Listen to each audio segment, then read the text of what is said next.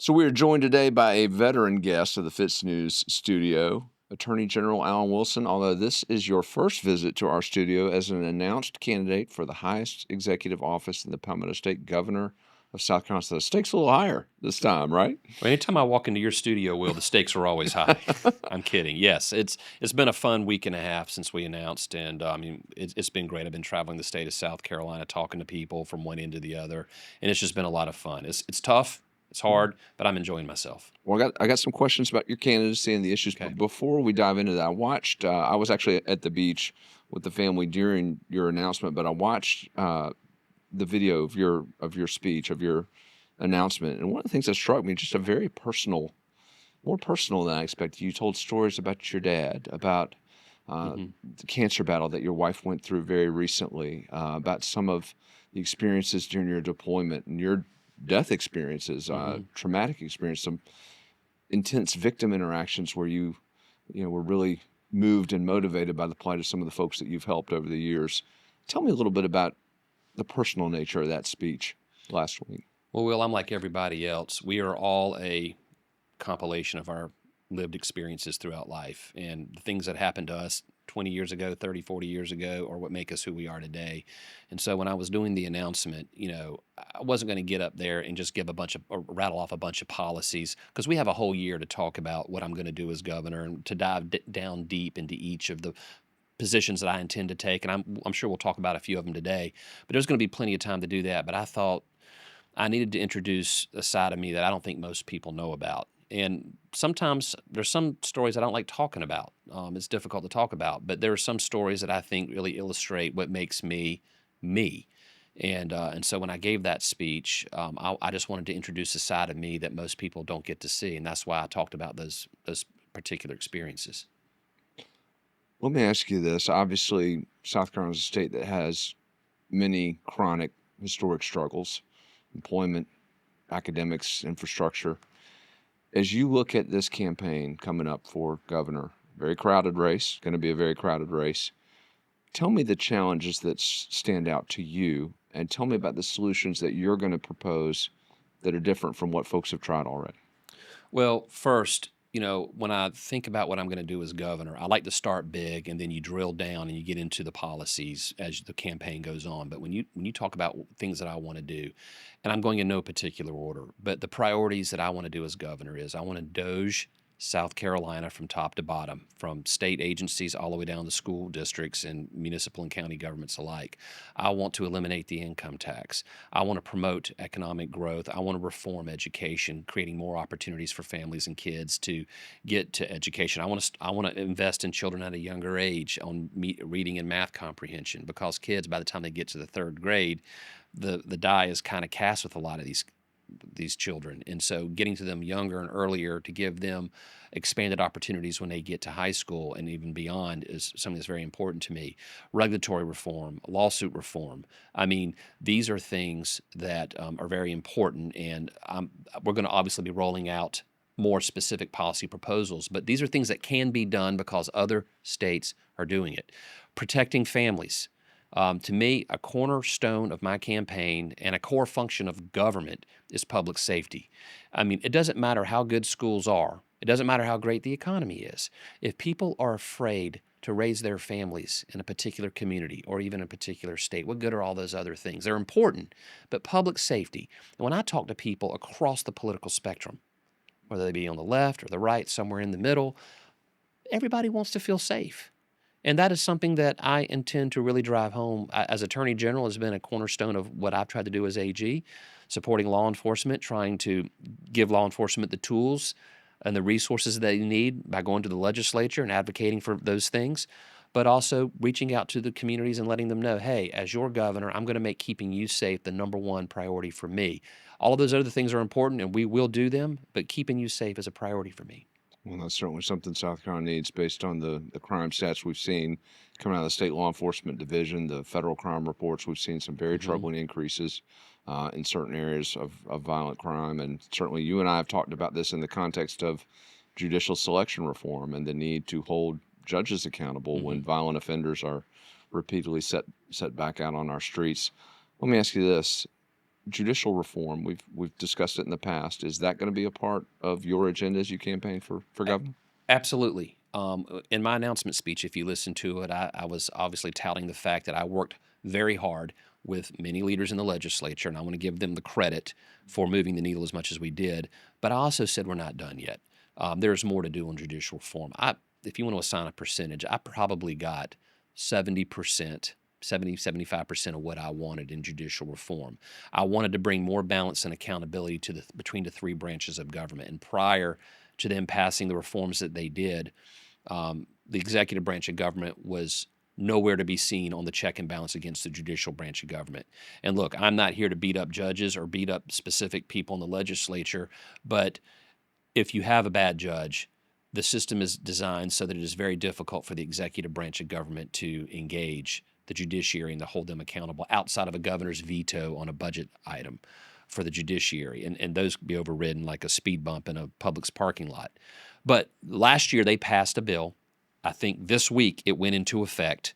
And obviously I'm going to watch the reforms that we did get into place to how we select judges. I want to give those a couple of months, and I want to see how that is being received. I want to see how that affects things as this next year goes on and as our campaign rolls along. Obviously, I'm going to be pushing for more reforms. I do believe there needs to be even more executive branch engagement and more. Listen, there are people out there who still perceive some legislators, and again, most of them are great, but there is a perception that some legislators exercise an outsized influence over certain members of the judiciary. Whether that is true or not, that is a real perception that people have, and businesses have it. And I have spoken to businesses all over this country. One of the things they mention when talking about whether or not they want to set up shop in South Carolina, it's the litigation climate in our state. It's the judicial climate in our state. Will they get a fair rap? And I know I've had people say, well, Alan, I see businesses popping up all over the place. And I'm like, you're seeing the ones that made the decision to come here. You're not talking to the people where that decision never left the boardroom table. It never left the boardroom. They never decided to come here.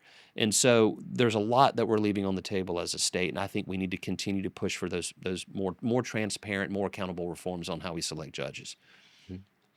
Well, let me ask you about this. Your office has given you quite a perch from which to advocate for a lot of these public safety initiatives that you're talking about, a lot of the judicial component, given your role as the state's top prosecutor, and not to throw shade on any offices without those kind of profile. I'm going to cough and say Lieutenant Governor here. Not really a big profile there, but as you look at the way that this office, the Attorney General's office, is structured constitutionally, the authority that you have in that position, in fact, some people have said, why does he even want to be governor? That's a pretty powerful perch you're in now. But how has it sort of framed your candidacy for governor, and what do you see as sort of challenges for you in maybe broadening your wheelhouse as it relates, to the broad swath of policy you're now going to be addressing in a gubernatorial campaign? Well, look, being Attorney General has put me, as you said, it is a great perch. It is a very, very influential job. And I would say, obviously, the governor's reach and the governor's bully pulpit it's the biggest one in the state. And the governor is situated to do a lot of things that the AG is not able to do. But the Attorney General, when it comes to power, is a very, very powerful position in this state. And you have to be meek with that power. I tell people all the time, do not mistake meekness for weakness. Meekness is power under control. I want to keep government confined and constrained to its constitutional limits and not overexert powers that the people have elected me to have. In other words, I don't want to engage in lawfare or weaponize my office against my opponents. I try to always call balls and strikes. And not everyone believes that because they all have points of view that differ from mine, but I've always tried to do the right thing with the power that has been given to me by the people. But like one example, Will, as Attorney General, I see something corrupt happening in an agency or a school district or a municipal government, and I'm able to go in there and prosecute it, or I'm able to assign prosecutors to go in there and prosecute public corruption. But what happens to the countless times you see inefficiencies? You see fraud, waste, and abuse that don't rise to a criminal level. You see incompetence, not malice. You see people who are bad at their jobs are not criminals. They're just horrible. I'm not, as the Attorney General, I'm limited in what I can do because I'm not the right resource to address that. And so that is one of the things that kind of made me want to run for governor, because as governor, I can use the bully pulpit of the office to advocate, both from a policy standpoint through executive orders, but also through legal reforms through the legislative process. We talked about doging all of Mm-hmm. South Carolina government, and we can talk more about that if you want. But like, I want to bring a lot more accountability, a lot more sunlight to how people spend money at all levels of government, as well as how bureaucrats and educrats, people in the bureaucracy of government, are implementing policies. Sometimes they're applying policies in a way that is harmful or hurtful or not lawful. Sometimes they're spending money in a way that is abusive or wasteful. And I want to nip that in the bud. And I think the governor has a bully pulpit and a broader reach to deal with those issues. So my perch as Attorney General has exposed me to a lot of the issues that the governor can actually deal with. A minute ago we were just talking about, as Attorney General, I'm talking to Fortune 100 and 500 companies, CEOs, senior C-suite officials with private sector companies who are telling me why they're not coming to South Carolina because of their perceptions. And so that perch as Attorney General has put me in the room with people who would otherwise be investing hundreds of millions or billions of dollars in South Carolina. As the governor, I would be better situated to do something about it. They're telling you legal climate, tax climate. What are they telling you when you're in those rooms? It's a mixture of everything. I mean, obviously, I'm hearing, when I was out there advocating for judicial reform, I actually had people come up to me, people either themselves or people who represented them come up to me and say, "We're glad you're doing what you're doing. My client or our company was looking at South Carolina, but we took a pass on it, because of how we had been treated in the past there, or how we thought we were treated." Again, I didn't go through that with them, but that was their perception. And so when I'm having them come up to tell me, "Hey, thanks for your positions on, whether it was tort reform or judicial reform or how we select judges, regulatory reform, tax policies are very important to these companies. The Southeast is the most competitive region in the United States of America. And South Carolina cannot afford to lag behind in being competitive with other states." So I'm hearing this as the Attorney General. But again, I am not the tool to deal with that particular issue. That is the governor's role, and that is the role of the legislature. But as the governor, I could better interface with the legislature to impact and enact those policies. Well, let's talk about, there are some areas obviously where they cross over. One of the Yeah. big areas recently, big case before the U.S. Supreme Court on Medicaid payments to Planned Parenthood, and you were instrumental in that case. South Carolina focused case. Governor Henry McMaster again issuing his executive order, which cut off that funding. Let me ask you about that case. Landmark nationwide, started here in South Carolina. As you see that sort of dynamic unfolding in the upcoming race, that's something you're going to talk about on the campaign trail, something you're going to... Absolutely. And I want to give a shout out to the Alliance for Defending Freedom. We authorized them to be hired by the state to defend us. That was, I think, 6 or 7 years ago when they were hired. I have since grown my Solicitor General shop, but at that time, they were willing to step up and take this case, and we obviously did everything we could to support them in that legal action. But this was a seminal case because obviously Medicaid is a federally funded program, but the states have the right to administer that program however they see fit. And when the governor, through executive order, said we're not going to allow Medicaid funds in South Carolina's Medicaid program to go to Planned Parenthood, and by the way, I also want to point out, everyone screamed and ranted and raved on the other side about how this is going to deny people access to health services. There's only two, to my knowledge, there's only 2 Planned Parenthood clinics in the state of South Carolina, but there are dozens and dozens of other clinics that qualify for Medicaid, for the Medicaid program in South Carolina. But the states should, in the spirit of federalism, the states need to have a role in implementing this program. And the Supreme Court agreed with the state of South Carolina that the state obviously has the right to determine who is and who is not an appropriate healthcare provider for purposes of Medicaid beneficiaries. And that was a seminal case. That was a 6-3 decision, the Medina case, and it showed a clear line in the court. You got a pretty good record with the Supreme Court. Your office intervening, being parts of cases nationwide. Yeah, well, the month of June, there's 5 cases. You had U.S. v. Scarametti. That was a Tennessee case, but it affected South Carolina. That's why I joined in briefings in the Tennessee case that went to the Supreme Court. That upheld the state's right to say, No, minor children can't. The state can pass a law that prohibits children from engaging in transition surgeries and hormone treatments that would transition them to the opposite gender.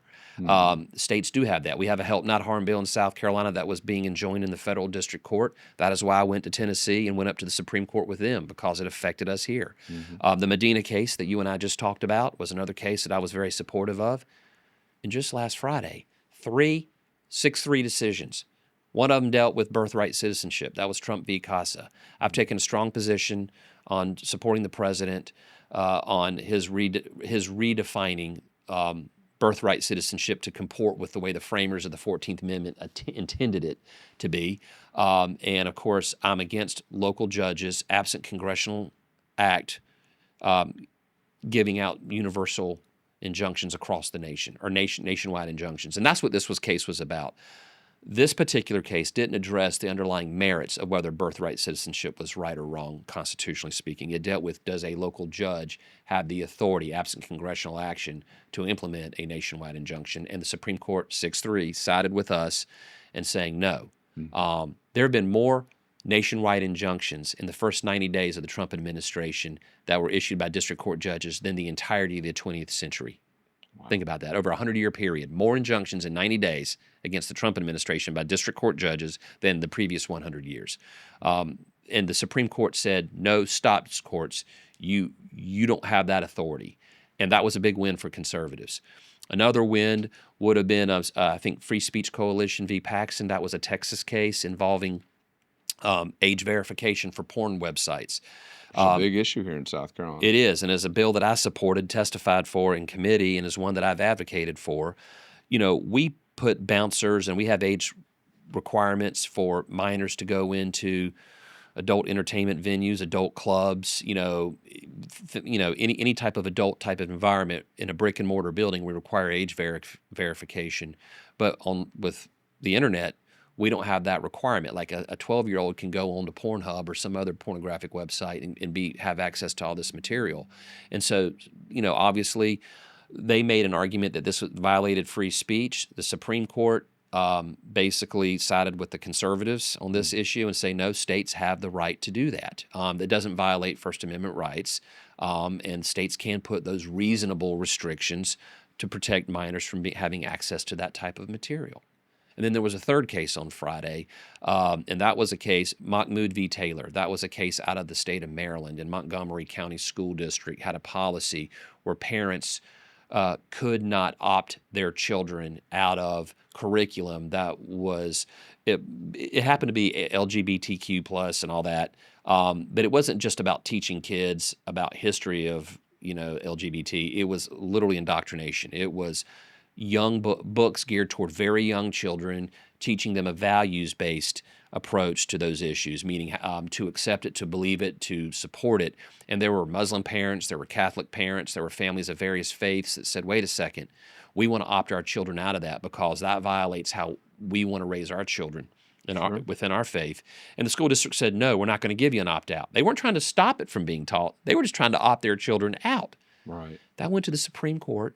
We supported that again, and the Supreme Court in a 6-3 decision sided with us.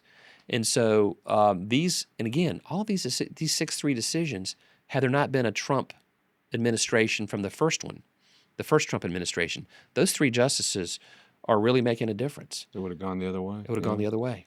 And not just up the ladder. It's safe to say, you've been very aggressive. Your office has been very aggressive municipal level when municipalities here in South Carolina run afoul of the state constitution. For example, City of Columbia, you pursued successful action against them when they sought to unconstitutionally infringe on Second Amendment rights. And there's a new battle you're involved in with the City of Columbia now over this conversion there. I think they caved, though. Did they not? They voted, I believe, second time to repeal it. And again, they didn't want to go up against you again, I don't think. Well, I mean, look, there might have been a number of reasons, and this isn't, I'm not going to thump my chest. I'm grateful that the City of Columbia did what they did. And look, when you think conversion therapy, and I want to unpack this issue for a minute because I think it's important. When I looked at this issue, this to me was not an issue this was not a LGBT issue. I know a lot of people tried to make this an issue, and I think there was a spin that somehow Alan Wilson is supportive of conversion therapy. And I tell folks, if you actually read the definition of conversion therapy in the city ordinance, and I'm paraphrasing it very generally, but basically it was conversion therapy is anything that doesn't affirm a child wanting to transition to another gender. In other words, if a licensed professional counselor who is a practicing Muslim, practicing Christian, Catholic, whatever faith, wants to evaluate and counsel a family through the lens of their faith while applying their medical craft, and if they were to try to unpack that issue a little bit more with a 12-year-old who wants to engage in life-changing surgeries or life-changing hormone therapy, then they could be penalized by the city. And I said, first off, that's a violation of the First Amendment. And I gave that opinion 4 years ago. And then subsequent to that opinion saying that City of Columbia, you can't do that, the General Assembly passed a law that said, wait a second, local municipalities can't engage in a patchwork of licensing ordinances for state level authority. Yeah. Right, because then all of a sudden you could have City of Casey might want to do a different conversion therapy, Forest Acres, Columbia, Town of Lexington. I mean, you could have 50 different ordinances. That is a statewide licensing issue. And so it not only violated the Constitution, but also violated state law. And the reason I revisited it, and I think it's important because I was accused of doing this, anticipating my announcement for governor. We were involved in other states with the same issue where we were weighing in on First Amendment speech rights in other states because this is something I care a lot about. And it was brought to my attention that, hey, if you're going to take this position in other states, we still have this outstanding ordinance in the city of Columbia. So I reached out to the city leadership, gave them a heads up that this is a position I'm taking. You guys can't have this ordinance on the books. And again, if you want to define conversion therapy as coercive, verbal, physical abusive behaviors to try to prevent someone from doing something, to me, I would stand on the side of people who were against that conversion therapy. Sure. But that's not what this ordinance did. This ordinance was an overreach. It violated state law and it violated the U.S. Constitution. And there's a place to deal with these issues, and it's in the state legislature. And so that is why I took this issue up, and I'm grateful that they went to the lengths that they did and they repealed it. I want to take you back to February 10 of this year for the U.S. Congress, a place your father, Joe Wilson, has cast a lot of votes, made a name for himself in a lot of ways. In fact, I was seeing some activity on social media this week giving him some credit for being right on the "you lie" as that issue has unfolded and panned out. But I wanted to ask you specifically about an address from one of your prospective rivals in the race for governor. She has not announced yet. A former partner in this media outlet, as a matter of fact, which, by the way, props to you for coming into that particular environment.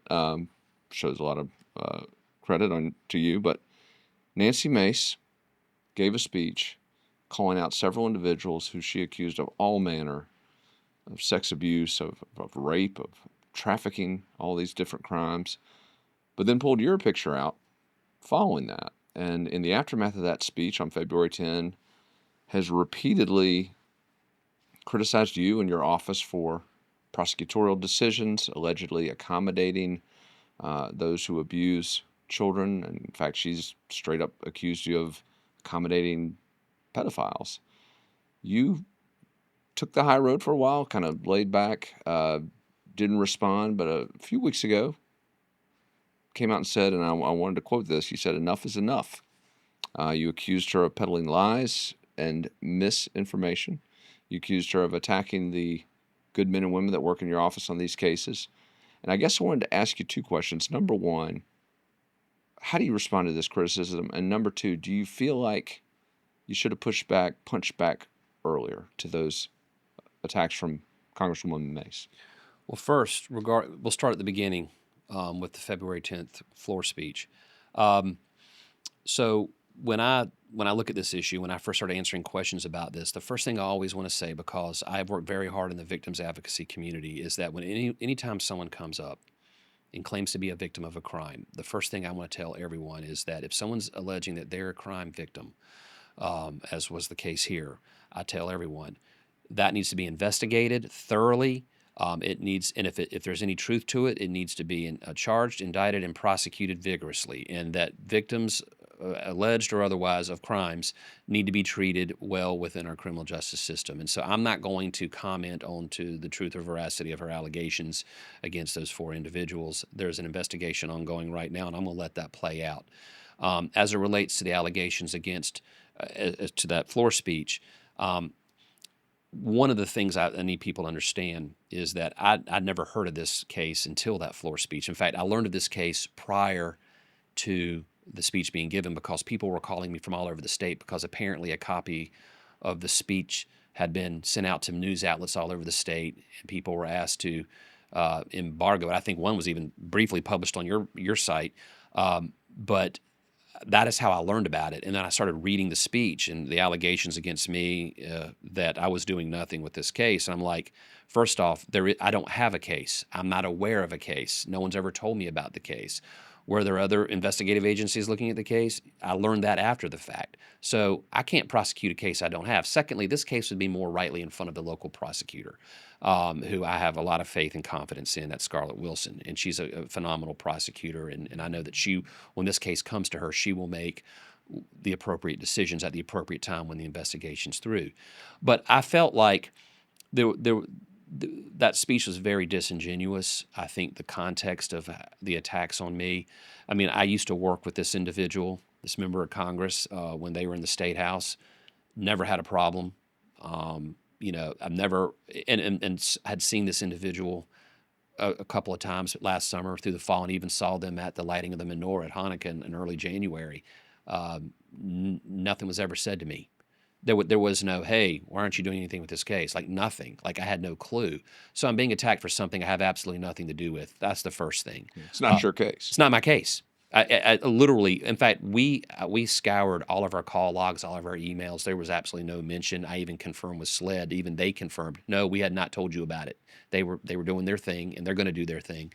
But there you are with a very unflattering picture on the floor of the. They always find the picture of you. Was it your best picture? No, the grainy gray and white, gray photo with my pouting. I guess that's a photo I would use against me if I was running against me. But some of the cases though that she's brought up since, and again, not to throw every ounce of blame on the prosecutor. Certainly, you guys don't control sentences that are handed down. But some of the cases that she's brought up, going back looking at them, do those outcomes trouble you? So, I mean, some of the outcomes do, but let's go back a little bit. Let's frame the issue here. I have an office of roughly 330 to 340 staff. 90 of them are lawyers managing, on an average, on any given day, 8,000 cases across the spectrum of cases: criminal, appellate, civil, and otherwise. 90 lawyers managing 8,000 cases over a 14-year period. Unlike every other person who you've heard about who might be running for governor, no one, if you want to come attack my record, you can go and find there are thousands and thousands and thousands of cases out there where there is a perceived outcome that somebody's not going to like. And I tell people all the time, my office is populated by human beings who are fallible, right? No one's perfect. Now, as it relates to a couple of the specific cherry-picked cases, one of the things that was said is that somehow we put a predator, I gave a predator 1 day in jail. Well, first off, I don't do the sentencing. I learned about this case a couple years after the fact. I learned about this case from my staff when she started attacking us on it. But there was one particular case in which a guy got credit for 1 day served. And what happened in that case was a person was arrested for online exploitation, spent a night in prison, bonded out, and then years later when the case actually made it to court and we was able to plea out, that individual was sentenced to 7 years in prison. They were given probation. That 7-year sentence was suspended. They were given a 5-year probationary sentence. They were placed on the sex offender registry with extreme restrictions, and then the judge gave them credit for the day that they served in jail. So they violated probation or violated the sex offender registry laws.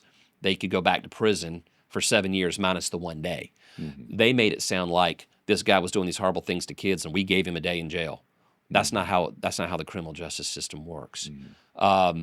So what I would tell people is judges give sentences. Our job is to go out there and find these people. And in the last 14 years, when I got the ICAC task force, when I inherited it, We And have that's 40. Internet Crimes Against Children Task Force, which is your office working with a bunch of different folks. Yes, the Internet Crimes Against Children Task Force. We had about 40 to 44 law enforcement or agencies that were part of our task force. Now we have over 125 agencies that participate in our task force. We had, I think, 8 people that were in our task force, 7 or 8 people when I got there in 2011. Now we have I think 26 or 27 people, meaning we've nearly quadrupled the number of prosecutors, forensic analysts, the investigators, and the support staff that are working with those 125 plus agencies to go out there and find these people. And so we're out there every single day wading through thousands of terabytes of child sex abuse material. We are working with our federal partners. We're working with other state agencies. We're going out there. We're catching people. We're charging them. We're indicting them, and we're getting them in front of a judge. Many of them go to prison. Some of them get out on probation for reasons that, I don't know personally. It could be maybe they had a health issue. Maybe they had something that mitigated. Maybe maybe they were very young and the judge wanted to give them a chance. But these are people that would not have been placed on the sex offender registry but for my staff going out there and going after these people. People who hurt children shouldn't be in jail. They should be under the jail, in my opinion.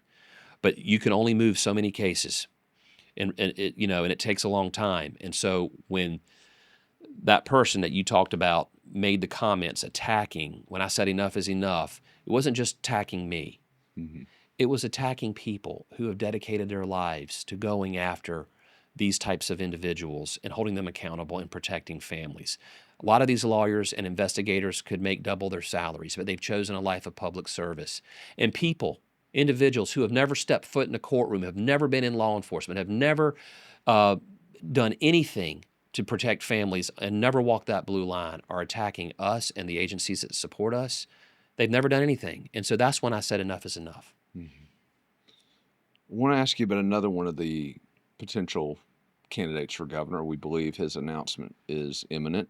Ralph Norman, the congressman from South Carolina's 5th congressional district. Your nascent campaign sent something out just this week urging him to stand with President Trump on the One Big Beautiful Bill, which is currently being debated in the U.S. House. It's had a number of modifications from the Senate. But I wanted to ask you, this is a bill, it's $3.4 trillion in new deficit spending on top of the existing deficit spending. We've got a $5 trillion increase in the debt ceiling.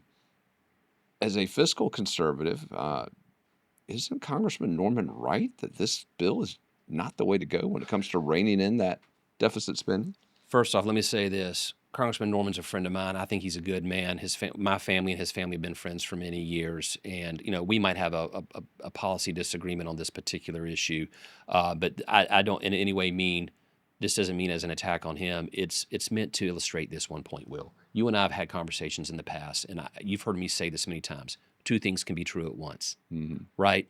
And this is one of those cases where 2 things can be true at once. There is a bill with a lot of warts on it, things that I don't like, things that I think are harmful to our debt. But there are things in this bill that, if they're not implemented, could be devastating for the small business owners, for for American families, for South Carolina families. And there are provisions. Examples. The expiration of the tax cuts from 2017, by way of example. Also, the resources that are being diverted to the border, to border security, which to me is not only law enforcement and public safety, it's national security. What the president has done in the first 100 days of his administration is a miracle. I was in the Yuma sector of Arizona about a month or so ago, and I was meeting with Border Patrol, and they were telling us that in May of 2023, they were averaging, in that 1 mile section of the border, just that 1 mile section, they were averaging 1,500 illegal crossings a day. Since President Trump took office in May of 2025, they are averaging 4 illegal crossings per day. Well, we were there in May of 2023. We took a trip to that very sector. And you've seen it. Yeah. Of course, I've been to the El Paso sector as well, and it was the same thing there. Border security is so important. It is not only public safety, it is national security. Will, all of the drug trafficking cases that we have, and we have a lot, they're all originating with Mexican drug cartels coordinating with these violent gangs, these extremist gangs that are now last summer they weren't here, but Tren de Aragua wasn't here last summer. They're here now. MS-13's been here for years. And it's not just the Mexican cartels and the gangs from south of the border, but it's a lot of these other organizations. You've got Chinese nationals crossing the border. You've got proxy organizations that are affiliated with Iran. I mean, you have all these Middle Eastern countries, and I'm not singling them out because they're Middle Eastern. I'm singling them out because they're terrorist organizations. They're coming over in that migratory wave over the Biden administration into the interior of the United States. And now the president has done a great job of plugging the holes in the boat that is America, but now we have to bail out the water. And a lot of the funding in this bill goes to those national security and public safety priorities that I personally have. I 100% agree with Congressman Norman when it comes to, and anyone else who wants to talk about the growth of the debt that this bill could do. But I have learned something. When you're in leadership positions, your choices are not always binary, meaning you have a good choice and you have a bad choice. Sometimes you have a bad choice and a worse choice. And for me, the worst choice is not passing it. I would agree with him. I would agree with you as a fiscal hawk, as someone who wants to confine spending. But this is a bill that if it's not passed, I believe the harms of not passing it outweigh the harms of passing it. We can always come back when we have a better majority and we can address it. But right now, having those tax cuts expire, having those protections on the border and the security that goes with it expire could be very, very dangerous. And you're talking to a guy who deals in the world where I'm dealing with cartels and I'm dealing with gangs and I'm dealing with drug trafficking and human trafficking and the hundreds of millions of dollars in fentanyl that's been piped into our country and our state. It is scary. It terrifies me. And it's what keeps me up at night. And we got to do something about it. Yeah, and more than half of that fentanyl coming through that Yuma sector. That's the main line for the fentanyl flow into this country. But is there a way, though, and I wanted to ask you about this, Dylan in our office actually mentioned this question as one that I should put to you, and I think it's a good question.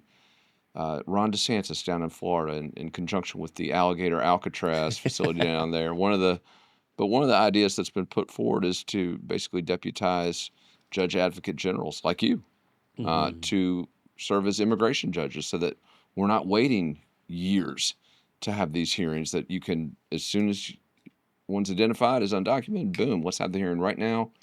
You're out. Steps like that.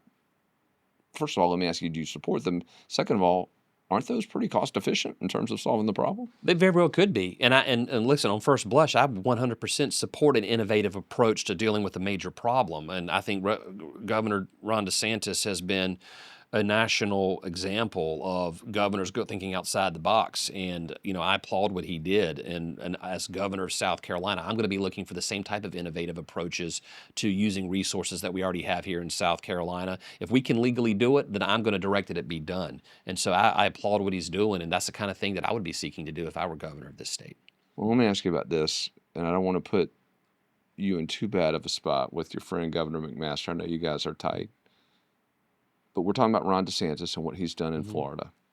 Transformative, I think most people would argue. And in fact, he's buried the hatchet now with Trump, so it's a little safer for folks to say nice things about Ron DeSantis again. But looking at an Alan Wilson administration, and I'm going to frame this in a binary way that you mentioned earlier you didn't like, but would you adopt a Ron DeSantis approach to the executive office here in South Carolina, or a McMaster approach? I'm going to adopt an Alan Wilson approach. I'm not going to emulate anyone else because I'm not anyone else. Look, Governor McMaster is my friend. I think he has been a good steward for South Carolina. I know that he has mentored me when he was the Attorney General of South Carolina, and a lot of my successes were built on things that he laid a foundation for. And look, when I leave the Attorney General's office, there's going to be a handful of people running to replace me who are going to run on, I'm going to do things differently than Alan Wilson. You got a favorite among those? No, I'm staying in my lane. I'm staying in my lane, but there are going to be people who are going to offer themselves for this job, and their job is to say how they would do things as Attorney General, and their approach may be different than mine. I don't take that as a slight because we're all different. Will, if we were to snap our fingers and make you governor, your approach to governing South Carolina would be very different. Well, some people would probably, their shivers are going up their spine right now. But here's the thing. I'm a very different person than Ron DeSantis. I'm also a very different person than Henry McMaster, and I'm going to govern in accordance with my leadership philosophy. I think Look, I think people, when they look for a governor, they want a governor who is a reformer and an agent of change. I think I can be that. They don't want an agent of chaos. People want to look to their governor and they want to feel calm, they want to feel secure, they want to feel stable, they want predictability. Because if they don't have that, if they have nothing but chaos, then they're afraid. And fear, people don't want to live in fear. And so I believe I'm the kind of person who can come in working with the legislature, working with stakeholders across the spectrum to really implement real transformational changes and reforms in South Carolina to how we do things. My leadership style, like I said, as a 29-year veteran of the National Guard, I've served in combat, I've led soldiers in combat. I've been elected not once, but 3 times to be chairman of the Republican Attorney General's Association. No other attorney general in the history of America has ever been elected more than 1 time as chair. And I tell you that to say that I have demonstrated at a national level amongst my peers and colleagues, and I've also demonstrated within the state of South Carolina that I'm a proven leader. I'm someone who can put their hand on the wheel of government and can instill calmness while instituting major reforms and transformations to how we govern ourselves. And that's what I intend to do as governor. And every single decision I make will have to fall under my priorities. I mean, is it going to promote economic growth? Is it going to promote safe families? Is it going to reform education? Right? Is it going to get rid of bad regulations? Is it going to create more or less predictability in our markets? I mean, these are the things. Every decision I made will be seen in line with those priorities and those values I've espoused as governor. I want to take you back a little over 2 years ago, down to Walterboro, South Carolina. The double homicide trial of now convicted killer Alec Murdaugh. This was an international spectacle. Documentaries, Netflix series. I mean, it was the trial of the century in the Palmetto State. Won by your office, conviction secured by your office. But I wanted to take you back. I think I've shared this anecdote with you. If I haven't, forgive me. But was in a hallway shortly before you were taking a pivotal witness in the state's rebuttal case. And I was in the hallway of the courtroom next to Dick Harpootlian, the lead attorney for Alec Murdaugh, before you were going to take this key witness. And Harpootlian looked at me and he said, well, you never know. The guy could be F. Lee Bailey. And he had sort of a look on his face like maybe he wasn't convinced that that was going to be the outcome. But then you took this witness, by all accounts, acquitted yourself, not only capably, you knocked it out of the park in that particular high-profile, high-pressure scenario. And I ran into him in the hallway after, and he looked at me and said, holy shit, he was F. Lee Bailey. A big victory for you personally, big victory for your office and your team that you put together. But obviously, this is a case where there's a very credible appeal has been filed. Still waiting a little bit on your office to get back with its response to that appeal, but a credible appeal has been filed. Do you see this case as one that you're going to have to run back, that you're going to have to try a second time? And if so, are there things that maybe you and your team learned from the first trial that will prepare you for possibly having to run that case back? First off, I don't ever want to presume to know how a court is going to respond to an otherwise credible appeal. We believe we did a credible job prosecuting that case. We believe that we have a record that we did a very good job of protecting. And I know that part of due process in the criminal justice system is that people need to avail themselves of every option to appeal a conviction. And Alec Murdaugh has all of these constitutional rights, and his legal team is going to avail themselves, and they're going to fight vigorously on his behalf. They're going to advocate for him, and you call it a credible appeal, but I believe that we have done a credible job of securing this conviction. Now, what? Oh, yeah, no, and no one. The basis of the appeal that I see has nothing to do with the job you guys did. It's the tampering on the part of another party. It's the other stuff, and I understand that. Look, I'm not going to predict what the court's going to do. What I'm going to say is that we stand by our product. I am hopeful that this conviction will stand. And look, if by some stretch of the imagination the unthinkable happens, look, we're all professionals. We're going to go back and we're going to do our jobs. And anytime you have hindsight, and if you have to retry any case, not just this case, any case, anytime you have hindsight, that's always valuable. I mean, it's a learned lesson, and how you approach something when you've already done it once before, you're obviously going to be better at it. But you know what? So will the other side. We've all seen this movie before. But look, I could not be more proud of the men and women in our office. I mean, I always tell people personnel is policy. You pick the right personnel, you're going to get the right outcomes. And I picked the team. The team did what they were asked to do. I supported the team. I sat in court with the team because I wanted them to know that no matter what happens, I'm going over the cliff with you. If this thing goes south and if this thing goes great, I get to go around the state and brag about you. So right now I'm keeping my word. I want to brag about our team. We've got some amazing men and women committed to justice, committed to being a voice for people who have no voice, and who are always going to stand in the gap and do everything they can to promote justice. And I just want to thank them. It's been, like, being the Attorney General of an office with so many amazing people has been truly the honor of a lifetime, Will. And being able to be in that courtroom for those weeks, for those 6 weeks 2 years ago, was an amazing experience for me, and I'll never forget it. And honestly, to be able to help them to take the case's closing rebuttal witness and to just cinch it up for them, to do my part to support them, to just be to be a team member, not their leader, but their teammate, was an honor for me, and it reminded me of how much I love being a prosecutor. Well, I was actually in Camden, South Carolina a few months ago on a panel with 3 of the members of your team, Savannah, Don, and Johnny, and told that crowd there, and would certainly tell our audience they did an amazing job. Your team really did knock it out of the park, and if you do have to run it back, it will certainly be no fault of the Attorney General's office. Although I would say I think you're going to have to run it back, man. I'm no expert, no judge, but I think you're going to have to run that one back. But hey, like you said, hindsight's 20/20 for both sides. Well, and I want to remind people, Mr. Murdoch did plead guilty to all the financial crimes, and I think there's a 27-year sentence hanging out over there. So, we're going to have time to try this case. Absolutely, if that happens.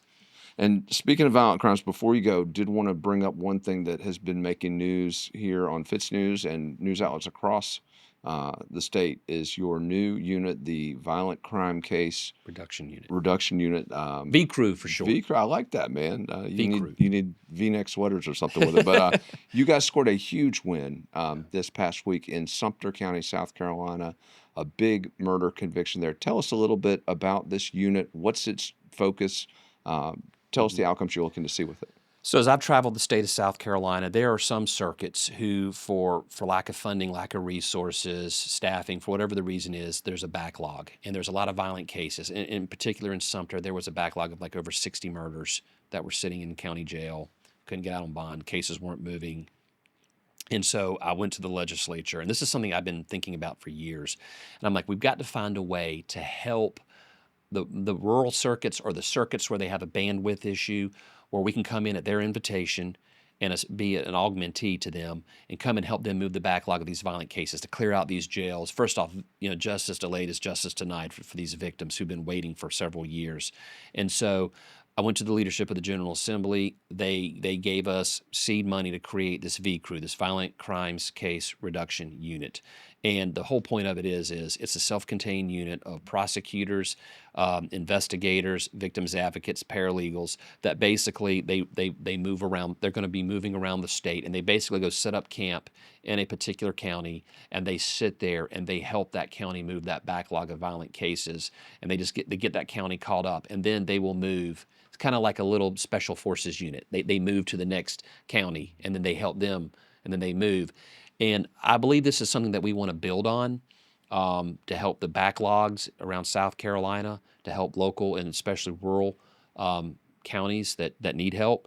And again, there's some solicitors that are fine. They don't need our help. And there's some solicitors like, please, we need your help. And so we will go wherever we are invited, and we will help them move that backlog. But I was able to build an amazing team of incredibly talented prosecutors and investigators who are basically traveling the state and helping move these horrible cases. And so I appreciate you for mentioning that. Absolutely. Well, General, we appreciate your time. You've always been incredibly generous when you come in here. We know you got a ton of stuff going on, particularly now as an announced candidate for governor of South Carolina. I really appreciate you being willing to sit down with us. And hopefully, we still got a year before this thing kicks off. Hopefully you'll come back in again as you start rolling out some of these more specific policy agenda items. Sit down with us and go through some of those. Yeah, I look forward to it. Thank you. We appreciate it, General. Thanks for coming in. Yes, sir.